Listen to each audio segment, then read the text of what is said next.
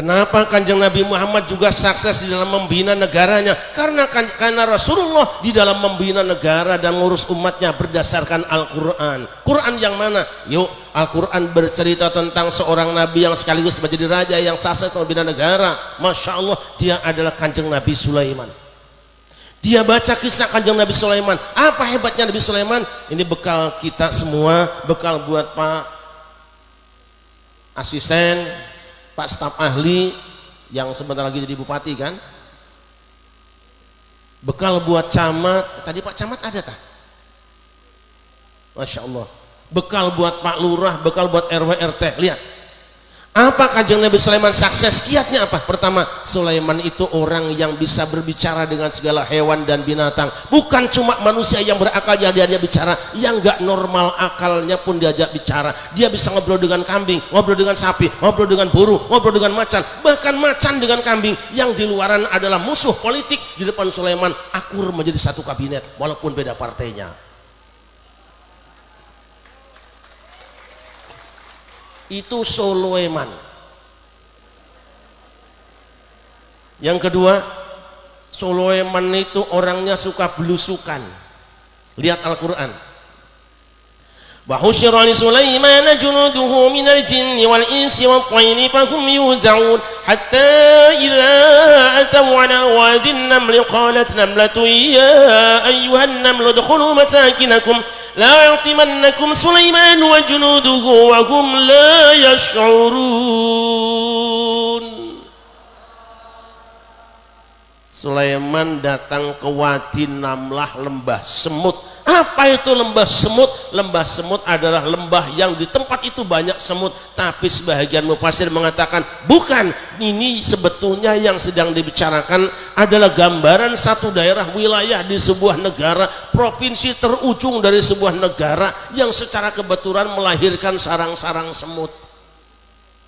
Provinsi yang tidak pernah dikunjungi oleh presiden sebelumnya, tapi oleh Sulaiman, provinsi penghasil sarang semut ini dikunjungi berulang kali. Saya tanya saudara-saudara, sarang semut dari mana?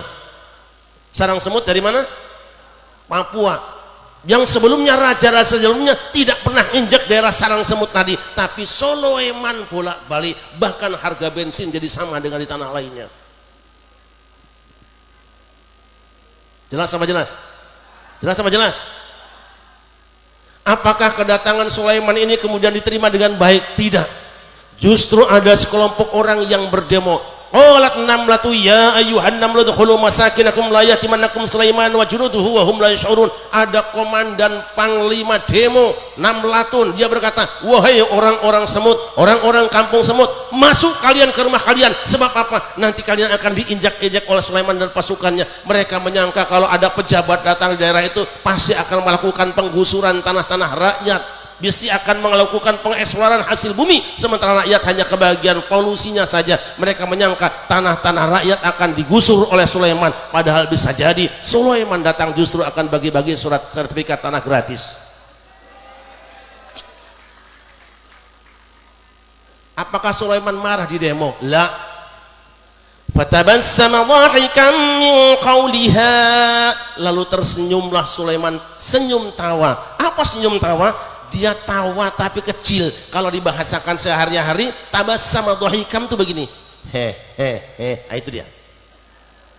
Tidak cekakakan, tapi tidak cuma senyuman, ada suaranya. Sulaiman tabassama dhahikam, mendengar demo rakyatnya, dia tidak marah, tidak perintahkan TNI untuk nembakin, tidak perintahkan polisi untuk nangkapin, tidak. Tabassama dhahikam min qawliha, dia masuk rumah Allah untuk apa? Rabbi auzi'ni an ashkura ni'mataka allati an'amta alayya. Dia masuk rumah Allah. Kalau sekarang masuk Sulaiman mungkin masuk Ka'bah lah, kira-kira begitu. Lalu berdoa di sana, ya Allah berikanlah ajaran bimbingan pada kami untuk mensyukuri nikmat yang telah berikan pada kami dan kedua orang tua kami, wa an a'mala salihan, dan agar aku ya Allah bisa kerja dan kerja yang kau ridhoi, wa adkhilni bi rahmatika fi ibadika sholihin, masukkanlah aku bersama hamba-hambamu yang soleh itu. Sulaiman senangnya kumpul kiai, kumpul habaib, kumpul santri, kumpul rakyat, semua dikumpuli karena beliau ingin termasuk orang yang soleh. Jadi apa tugasnya Sulaiman itu? Wa an a'mala sholihan tarro, aku ingin jadi orang yang kerja dan kerja. Kami adalah orang yang do, kami kerja dan kerja. Sallallahu Muhammad. Sallallahu Muhammad. Apa wiridannya? Ya qawiyu ya wadudu, ya qawiyu ya wadudu, Jokowi.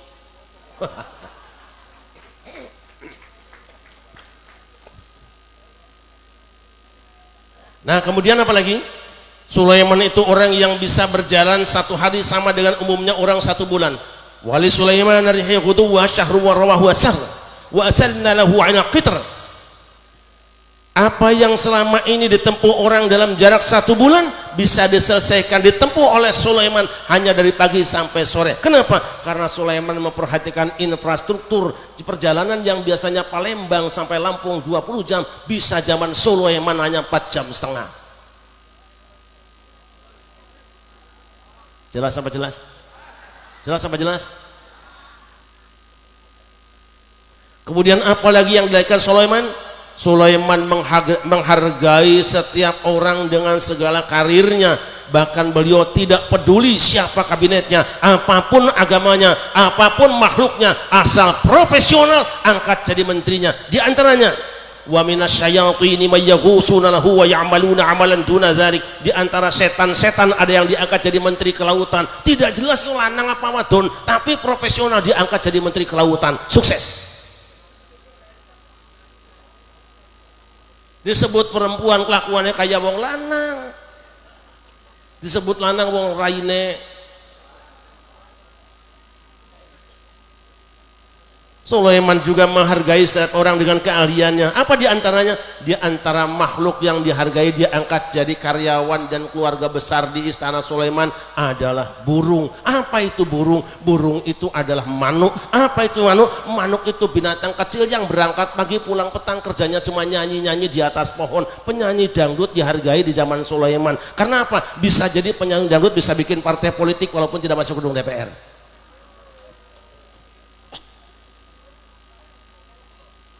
Satu hari Sulaiman sedang kumpulkan pasukannya semua, ada satu tempat yang kosong, rupanya tempatnya hudhud tadi, manuk. Sulaiman tegas, la u'adzibannahu 'adzaban syadidan aw la azbahannahu aw la yatiyanni bi sultanin mubin.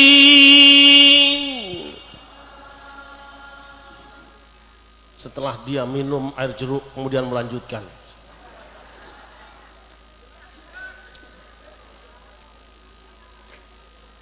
aku akan hukum hudhud dengan hukuman yang berat. Kalau perlu aku sembelih dia, kecuali kalau dia datang dengan argumen yang aku terima. Hebatnya Sulaiman, tidak peduli, jangankan orang lain, stafnya sendiri, menterinya sendiri, termasuk ketua partai yang jadi pengusungnya, kalau terbukti korupsi masuk penjara.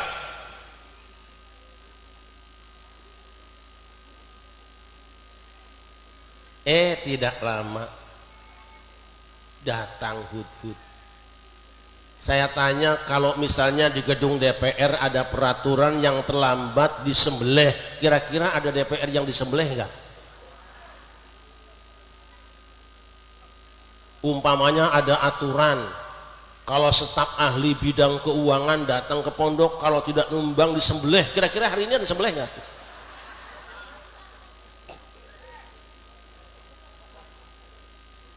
Saya ini canda dengan beliau karena saya tahu beliau dari tadi sudah ngancam saya, nanti pulangnya Kiai Syarif tak amplopin sendiri.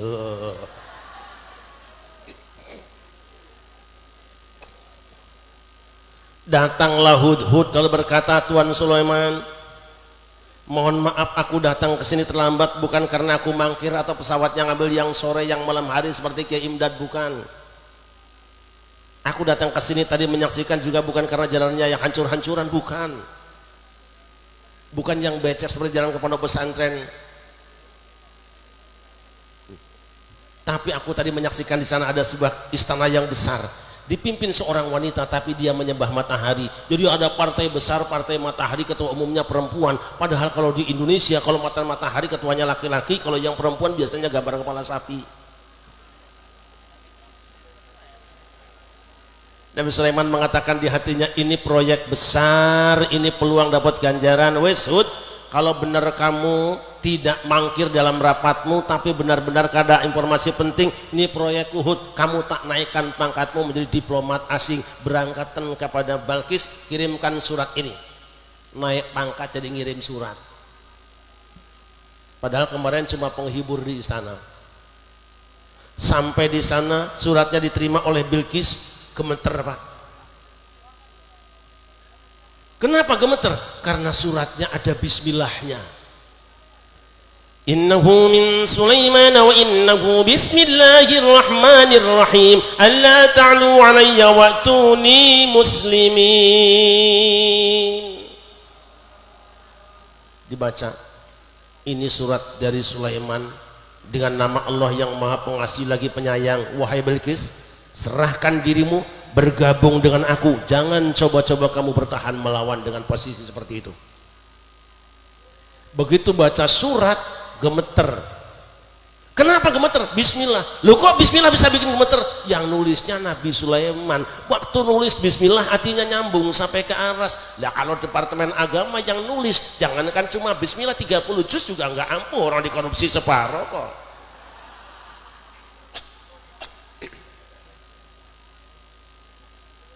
Pasukannya bangkit, wahai Tuan Ratu, nahnu ulu quwwati wa ulu ba'si syadidi wal amru ilaik fanzuri madza ta'murin. Wahai Tuan Ratu, kami pasukan yang kuat, pasukan yang sangat lengkap, senjatanya juga komplit, pengalaman perang kami banyak, kami siap. Perintahkan, kita apakan Sulaiman? Gancuk kowe meneng ojo reang. Aku iki yo wedi bene saiki iki. Aku enggak mau perang lawan Sulaiman. Suratnya wis gawe deg-degan kaya iki apa mending pasukannya wedi nemen nyong lah. Tadi bagaimana? Kirimkan hadiah buat Sulaiman, tunggu balasannya. Bilqis kirim hadiah, begitu sampai di tempat Sulaiman, apa kata Sulaiman? Ma atani Allahu khairum mimma atakum bal antum bihadiyatikum tafrahun. Apa yang Allah berikan padaku jauh lebih baik dibandingkan yang diberikan pada kamu. Kamu terlalu pede dengan hadiah ini, pulangin lagi.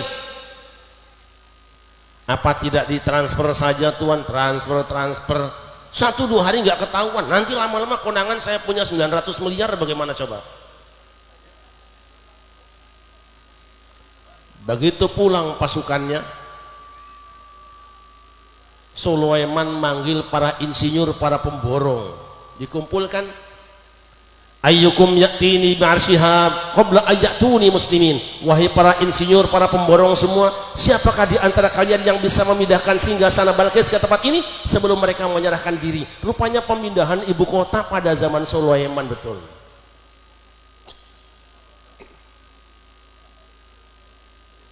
Ya angkat pertama, qala ifritum minal jinni ana atika bihi qabla an taquma min maqamik. Tuan Sulaiman, ketika engkau sedang duduk, perintahkan aku memindahkan singgasana Balqis itu ke tempat ini. Belum tegak kau berdiri, dia sudah berada di sini. Ada lagi satu lagi, qala alladzi 'indahu 'ilmun minal kitabi ana atika bi qabla ayyartadda ilaika tarfuk. Orang yang punya ilmu dari Alkitab, dia berkata, Tuan Sulaiman, aku sanggup memindahkan singgasana Balqis ke tempat ini. Kau pejamkan matamu, tunjuk aku, kau buka, dia sudah pindah di sini. Masya Allah, insinyur sekarang nggak ada yang bisa mindahkan singgasana kok sekejap mata, nggak ada pansus, nggak ada panitianya, nggak ada panpelnya, nggak ada APBN.